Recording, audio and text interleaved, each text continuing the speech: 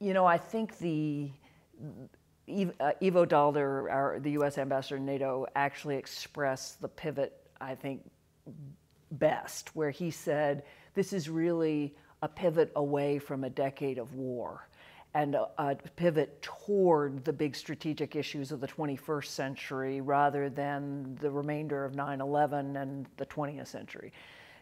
Those issues, the strategic issues of the 21st century, absolutely include Asia as a major center of gravity. Not the center of gravity, but a major center of gravity.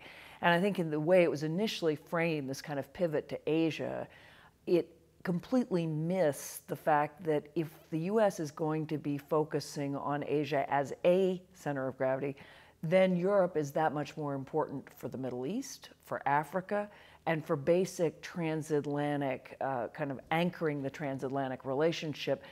Without that, the US can't pivot anywhere.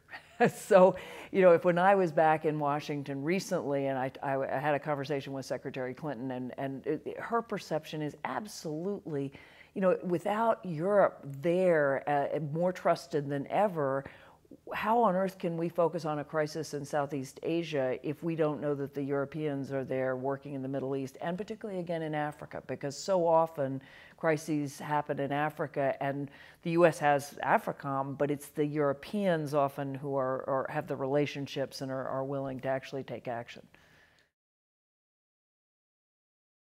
I don't think the Eurozone crisis is indefinite, but it could well take 5 years. People, I think, forget just how fast the EU transformed, because you look back and you say, oh, the Treaty of Rome, 1958, now we're 60 years on and the EU is going along. Well, actually, it wasn't like that. The EU, there was the Treaty of Rome in 1958. Then you have sort of small expansions through the 60s and the 70s. But when I came of age in the late 70s through the 80s, the EU was stagnant. Completely stagnant. It was, Eurosclerosis was the line. And essentially most people thought, well, okay, you've got these 10, 12 countries and they're doing some things, but the idea that the European community, as it then was a player in the world, unthinkable. Then in 12 years, essentially, or 12 to 15, but essentially from 1988, 1987, you get this leap forward to 1992 in the single market. People have forgotten that, but that was a huge achievement. From the single market, you then go forward to enlargement. Suddenly you have 3 pillars. Suddenly you have the European Union, and then you have the euro.